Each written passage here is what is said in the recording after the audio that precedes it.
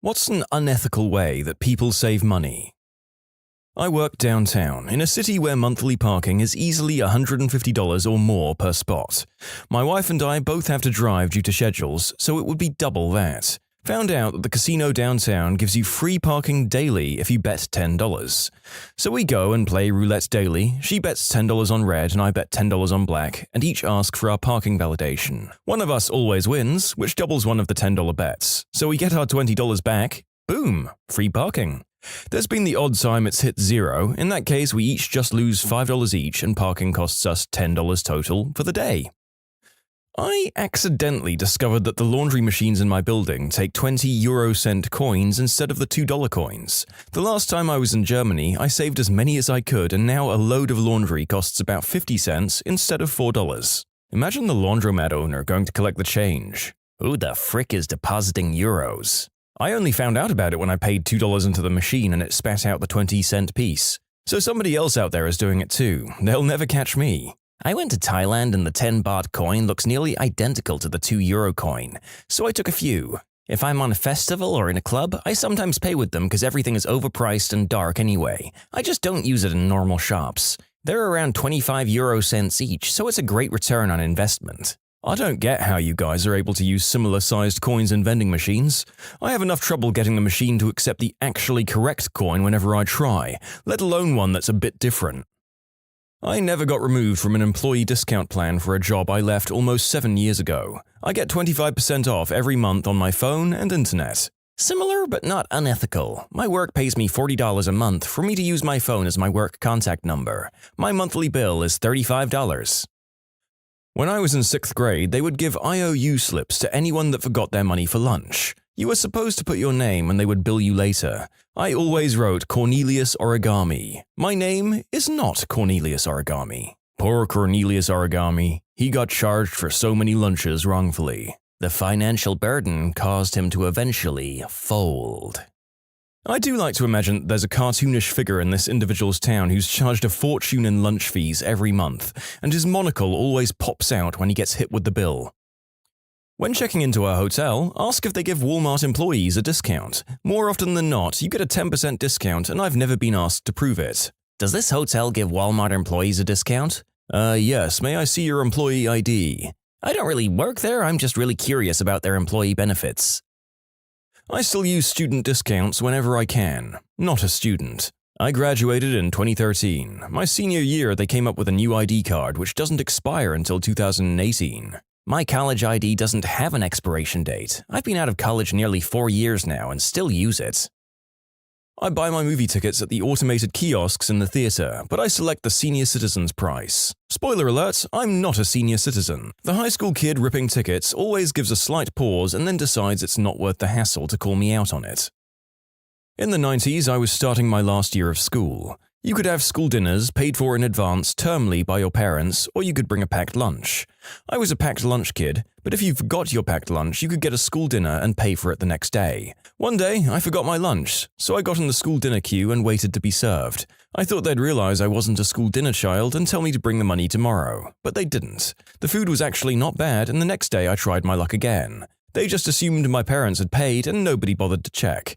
I got free school dinners for about a year. At my school, they had free lunches for kids who were low income, but to avoid embarrassment, they were given cards that looked identical to everyone else's card. The computer would just not charge their account. My friend would just give his card to other people and they'd get free lunch. The system had no check to see if the same card bought 7 lunches in one day. I haven't bought paper towels in 2 years because I've been stealing napkins from Chipotle every week. I didn't say I ate there, guys, just that I take the napkins. And yes, it's a crappy thing to do. But isn't that kind of the point of this story grouping? Back when payphones were a thing, you could carefully shove the fat McDonald's straws into the change slot in my city and get free calls. Dollars to dimes, it was a homeless guy that figured this out, who just thought he'd try taking a sip of whatever fluid might have collected in the payphone's coin reservoir. Hey, you never know.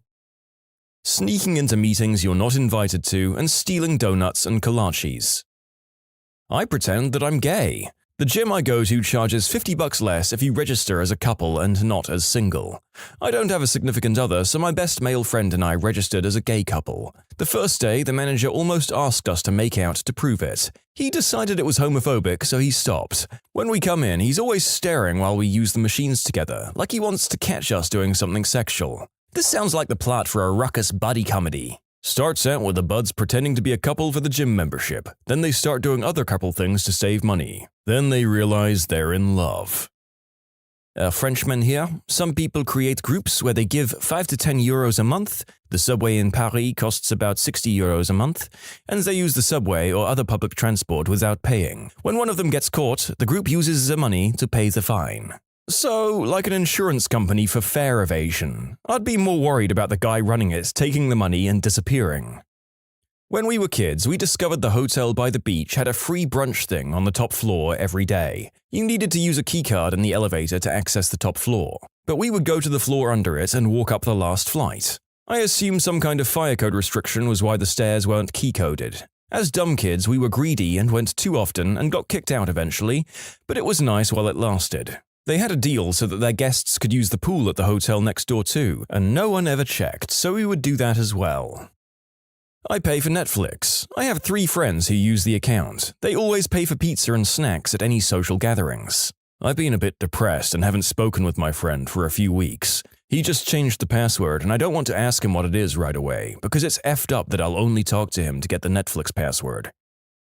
In high school, I had a good friend who worked solo in a small fast food burger place inside a gas station, East Coast chain called Bullets. I would order a small side of fries and he'd give me $30 worth of chicken fingers, bacon burgers, onion rings, curly fries, etc. Over the summer, large groups of friends would go and order $10 worth of food and 12 people would eat like kings. We did this for years and nothing ever came of it except my friends and I all got fat during the summer, eating 4,000 calories from that place most days. Thanks, Christian, you're a bro. When I was a kid, one of my friend's mothers, a pediatrician, would dilute children's vaccines to save money. Rightfully, she lost her medical license. Jesus Christ! How much would that woman save by doing that? I can't imagine it would be more than one small shopping trip per month. And pediatricians are generally paid all right, aren't they? Insanity. When I got the cooked breakfast option from the canteen at work, you're allowed 5 items. I always take extra bacon and hide it under the beans. That's free bacon. In a similar note, the food court in my college only allows you to take 1 item out. I take 2 cookies at a time by hiding one in my pocket and eating one as I go out. All for those tasty frickin' cookies. When I was 8, I went with my mum to set up my first bank account after an uncle gave me £100 as a Christmas gift. He lived abroad, so I didn't see him often. For some reason, they set it up wrong, so the system recorded me as a member of staff. I'm now 29, and I still have the same bank account. And now, I get offered staff rates on loans and credit cards. It's great. Does anyone else use GameStop as a bank? I got really teed off with the US bank because I kept overdrafting my accounts even though I opted out of overdrafting. And the same thing happened with my credit union when I got a debit card. Now whenever I get paid, I go pre-order a whole crapload of games. Whenever I need money, I go to the nearest GameStop and ask for my money back on a game I don't want and make a withdrawal. The lines are shorter at GameStop than at the bank, and I can trade in old games and have money go straight into my savings account. GameStops are just as prevalent as banks in my town, and I work at a mall, so it's even more convenient than running an errand to the bank or using an ATM and getting charged. The GameStop people are starting to catch on that I'm just moving money around and only buying one pre-ordered game a year, if that, but there isn't crap they can do about it. The best part is, since I always pre-order every game coming out, I'm still guaranteed to get all of the exclusive content, whether or not I'm sure I want a certain game. It's like they're rewarding me for banking with them. I don't think GameStop is FDIC insured. Whole Foods gives a 5-cent discount if you bring your own bag. I pick up a single habanero pepper, free pepper. If someone went to all that trouble, I'd say go for it. If I'm planning on going out and fancy a certain restaurant, I go online maybe 2 weeks in advance, sign up to their mailing list, and give my birthday as being the day I'm planning on going. Most places give you some sort of freebie for your birthday. As a totally ethical aside to what this guy is doing, signing up for loyalty programs at any and all of your local restaurants will save you a ton of money when you go out. Every day I get email coupons for discounted food, BOGO deals, free appetizers or desserts, and of course the free birthday food. The week of my birthday is a tour of coupon redemptions. You can submit your own stories to be featured here on the channel. The story submission link is in the description below. And if you want to listen to some vibey music in the background, check out Easy Mode, also linked below, and subscribe. In DC, we have a computer program that lets you pay for your metro fare with pre-tax payroll deductions. In theory, you're supposed to have 2 metro cards and only use the pre-tax card for commuting to and from work. I've never met a soul that carried said 2 cards. As some of you have pointed out, and I've now realized, there is no clear federal rule that demands this. That said, I've poked around on a few different employers' websites to see what the Smart Benefits form looks like, and many of them have similar language to this example, not from my employer but a different one. I buy my college textbooks as ebooks on Amazon. I remove DRM and convert them to PDFs. I return ebooks to Amazon claiming something along the lines of, I decided to drop the class, free college textbooks, super easy with Caliber. In most cases where that might not work, I can typically find a torrent, though I'm much more wary of these sources. At this point, it occurs to me that it may be necessary to warn you all, but do this at your own risk. It's not unheard of for Amazon to slam down the ban hammer if they're suspicious of fraudulent activity, and evidently, when it comes down hard. I commute to work by train and I have a subscription ticket for it. But I don't pay what I really have to. I have to change trains on my way, but the ticket really only is for one train route. No one checks all the zones marked on my ticket, only if the date is right. I first drove part of the way by car, but then decided to try and leave the car at home to save me some money. I didn't want to get a pricier ticket to just try it out for 1 week to see if it works, and I get to work on time. I was hoping I don't get controlled, and if I would, I'd come up with a stupid excuse that my car is in the workshop. However, I was controlled, but no problems, no questions. I then decided to always use the train for the whole way to work, even if I had to get a pricier ticket. But I just never got that pricier ticket. Decided to see how long I'd get away with it. So far, no problem. This saves me about £30 per month. I do this for about a year now, and my ticket gets checked almost daily. Servers almost always underreport cash tips to some extent.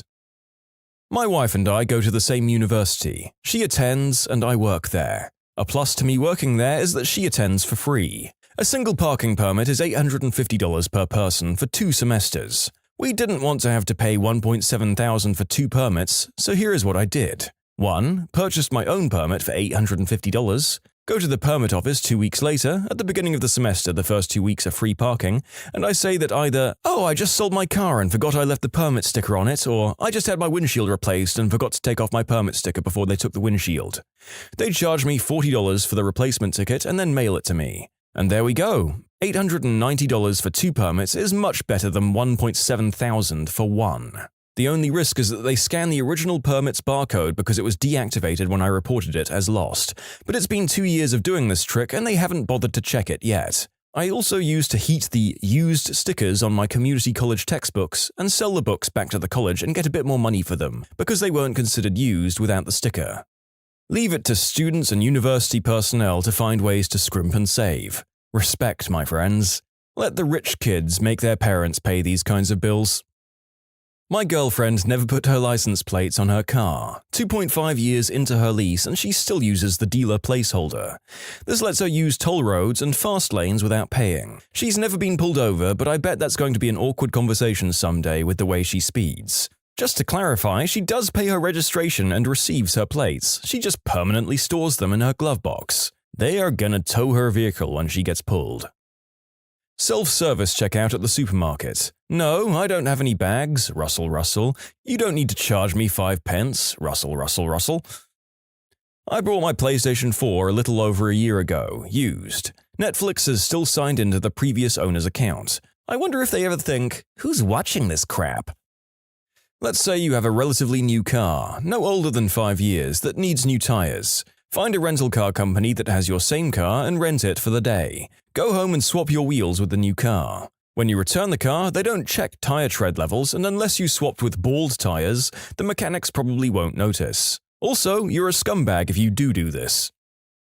I was buying makeup last month and used the self-checkout. When I scanned my eyeliner, the machine kept telling me to place the item into the bag. Turns out the eyeliner was too light to register, so I threw a heavier, more expensive piece of makeup into the bag instead, without scanning it. The machine was satisfied then.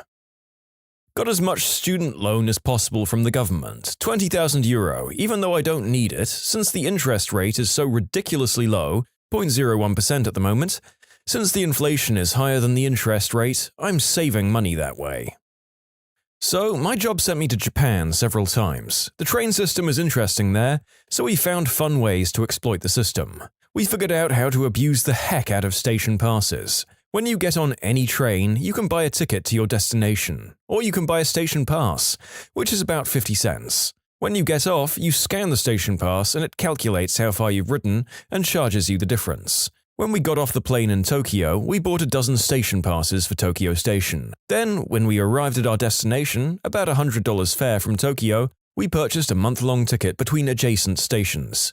This ticket will let you on and off the train at either of those stations for a month. It's very cheap because fare between two close stations is only a few bucks. Travel to Tokyo, hop on a base station, use month pass, hop off in Tokyo, use station pass. Cost for $100 ride, 50 cents. Travel home. Hop on in Tokyo with station pass, hop off at base station with month pass. Cost for $100 ride? 50 cents. Also fun for sightseeing. You can ride the trains all over Japan for free as long as you don't leave the stations. Buy rotisserie chicken from a store, eat 3/4 of it, and return it claiming it was undercooked. I had a lady do this every week at a store I used to work at. I hated her with every ounce of my being. And that's why cooked chickens are $8.99 instead of $5.99.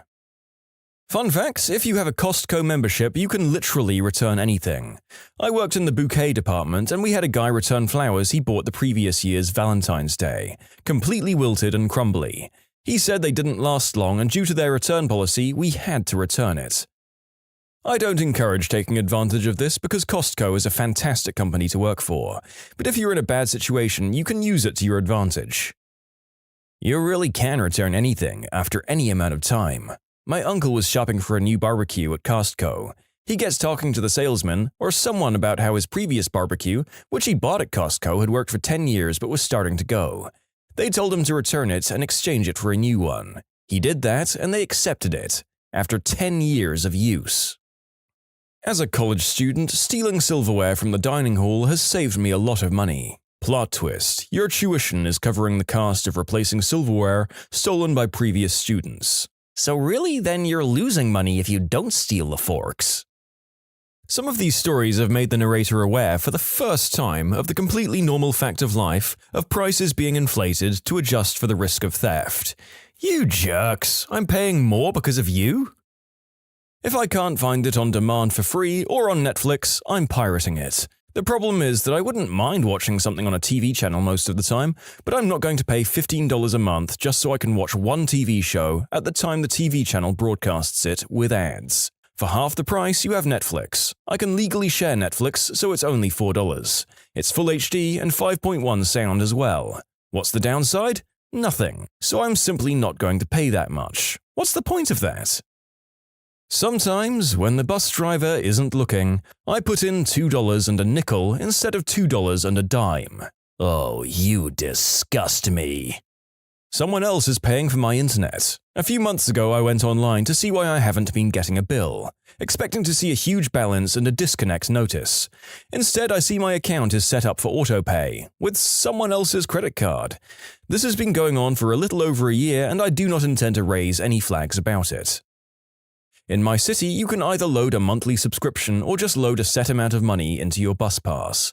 A monthly is $100. So when I was busing to work, I used to just load $50 and not tap my card on morning rides. I would only tap on my way home because the Trainspo cops were more likely to be patrolling in the afternoons. Now I drive to work, but the monthly parking pass is $200. Ain't nobody got time to pay for that, so I just park on the side of the street where there are 2-hour parking zones. But I usually don't move my car every 2 hours. It seems those rarely get checked because in the 2 months I've been doing this, I've only got 2 tickets, at $50 a ticket. It's still the cheapest option, but I don't even bother paying the tickets because I work in a different province than the one I live in. And as far as I can tell, there's no collaboration between the two vis-a-vis traffic tickets, so they don't follow up to make sure you've paid it. Not exactly unethical, but I dumpster dive. This year, I've picked up a microwave, a nearly new $200 DeLonghi espresso maker, a 52-inch Sanyo TV, technically a dumpster, and everything in it is private property. My landlord likes me a lot because I've been in the same house for 5+ years renting, so I get 2 parking spaces included for free. I only have 1 car, so I've been renting the other spot to different neighbors for $65 a month. Free parking and $780 a year for no work on my part. When you subscribe, make sure to hit the bell to turn on notifications. Put the playlist on in the background to finish listening to all the stories, or if you want some vibey music to put on in the background, check out Easy Mode. If you like Am I the Genius, give Am I the Jerk a shot. Everything linked in the description.